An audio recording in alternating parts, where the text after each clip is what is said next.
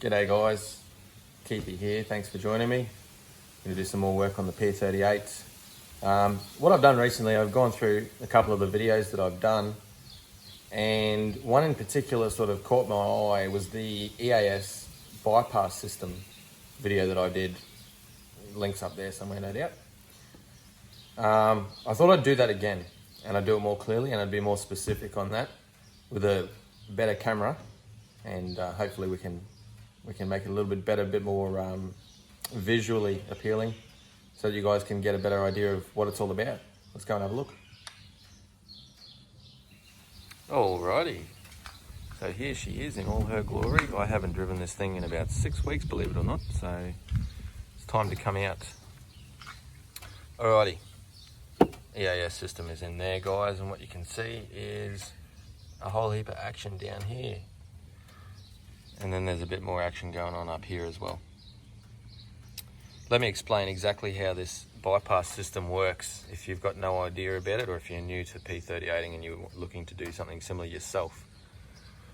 So what you see here is 4 airlines, if it'll focus, which it will, hopefully, there we go. 4 airlines right here that are in this loom. They're from the valve block to the air springs. Normally what would happen is they would come straight out and go straight to the air springs through those little lines that are just down under here where those elbows are. But that's not the case in mine, because I go touring a lot off-road in remote places. No phone service, nobody around, no parts, no fuel, no anything available. So I've had to be self-sufficient if something goes wrong. Thankfully I haven't had to use it, but it's there if I need to. So what we've got here, 4 air spring lines come out of the valve block in here into this loom here.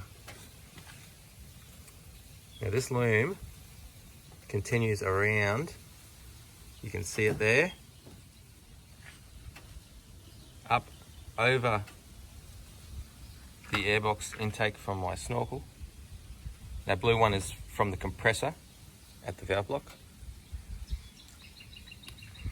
Now my air spring loom comes down to here, where I have a series of ball valves. So I've got 4 ball valves there. There's only 2 that you can clearly see, but there's another 2 under there as well. And then they go into a T up here. So each of these air spring lines goes into a T. What that means is air can go into this little manifold here, this aluminium manifold. And then from there, this line here, which is loomed up again,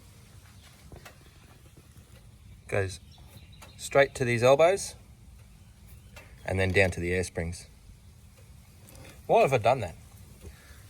So I've done that so that if I have a problem, be it mechanical or electrical, with the EAS system, I can actually turn these valves off. Pretty simple, just a little ball valve, turn it off, done. And that stops any air, any movement, any activity whatsoever coming from that valve block at all to the air springs. So when these are off, you can use these to adjust your suspension heights, and that takes it directly to the air springs from here. I've explained it before, but I'm going to explain it again. These outer ones, they're for the rear springs. This is how I've set it up. These 2 here, they're for the front springs, and this one here is for the air tank. The blue line, I made it different purposely, and as you can see, there's an air pressure gauge there, so I can see what pressure is in my air tank right now, which is about 140 psi. Doing very good. So say you're in a bush, you popped an air spring, for example. Now you're on a really bad spot where you can't jack the car up, but you don't want the EAS to go into fault and drop the car on the bump stops. You're happy to have a little bit of a lean maybe, just until you can get somewhere safe to be able to repair the air spring or get out of trouble, fill it with rags or whatever you've got to do to get out of that situation. So what I do is, oh shit, I've popped my air spring, pull up real quick, leave a door open, rip a door open. That way the suspension's not going to try and adjust, is it? Then I would come down here to my valves. I would turn them all off, not just one, but all of them. And that would keep the car at whatever position it is currently in. Now, if I wanted to adjust it, because say it did go down a little bit or it did go into fault, then I'd go, okay, take my little valve caps off here. If I can do this very easily one-handed. A bit hard because I'm right-handed. My left hand doesn't function like a normal human hand. I've done them up pretty tight, haven't I? I haven't had to use them for a while. I'll try another one. Yeah, this one is a bit easier. It's just in a bit of a tight spot from these old withered hands, I tell you. No, anyway, you take these valve caps off. You can use your normal air from an air compressor at a service station, or if you're going forward driving a lot, you're likely to have some kind of backup air compressor going on. I've got one in the back of the car. If you've seen my tour video, my ARB compressor lives behind the rear seats in the car, and that goes through a dryer in the back all the way up. This is the airline from it, and it comes into this fitting here, so I can inflate the tyres from a hose that I put on there. And I can also pump up the tank. I can also pump up the air springs from that compressor, and in an emergency that's what I'll do. Very simple. So I'll just go through it again really quick just to explain it. Excuse me. Air comes out of the valve block into this loom with the coloured lines here, runs around, up and over into ball valves. 4 of them, 1 for each air spring. This blue line comes from the tank, the air tank. You can see here, I hope you can see it, I've put it into a T. So I don't need to isolate that from the tank at all. I've never found a need for that. So I've run the blue line up along here with it as well. There's no valve on that. No need for a valve. Air springs from valve block around into ball valves, into T's. One line goes into the little manifold here itself. The other line goes straight down to here, where I have stainless steel elbow push fittings, and they go off to the air springs as they normally would have in a previous life. Why have I used stainless steel on those fittings, guys? Okay, so I previously had plastic fittings for the push fittings, and what happens is this engine bay, they get really hot, very, very hot. And when it gets very hot, those push fittings, they tend to melt. Not so much melt, but the guts of them comes out, and then psh, you lose an air spring. So this happened on a trip recently for me. I had down here on this front spring, you can see I've still got a plastic one there. So that's a plastic joiner I've got on for the front right air spring.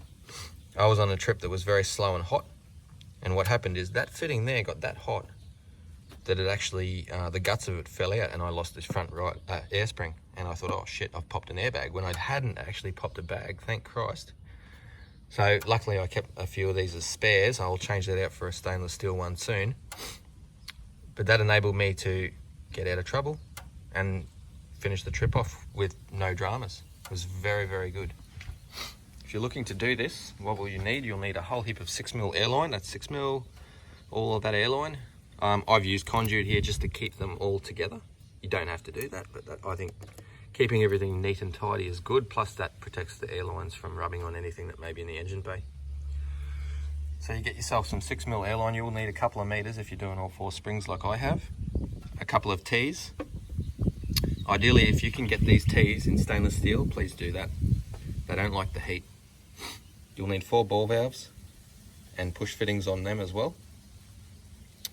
You'll need a block of aluminium. You could probably do this at home without even needing to get it custom made. So block of aluminium, drill some holes, tap a thread, put some Schrader valves in. They're all just Schrader valves. And you can put a pressure gauge on the one for the tank if you wish. That's what I've done so I can see how the tank's doing. And that is it. So you have 4 T's, 5 T's if you want to add the tank line in, which is teed down here at the valve block in my case. You can use elbows or you can use straight fittings there. I've used elbows because of the angle that these lines come into the valve block. Stainless steel, elbows. Pretty easy, and I hope you guys have a shot at it. Don't be afraid to do it. It'll get you out of trouble. If you've got a problem, you can use this. Yeah, I hope I've helped somebody out. Thanks for watching. Don't forget to subscribe, hit the like button, guys. And I'll tell you what I'll do up here. That's a link to the 2-inch suspension lift video that I did not long ago. Well worth watching if you're into off-roading with your P38. Definitely take a look at that. And I've got plenty more coming up too, guys. I've got some exciting stuff to do with fuel consumption, weight, etc, etc. So very interesting videos coming up. Stay tuned, guys. Thanks for watching. Keep it real and stay shiny side up.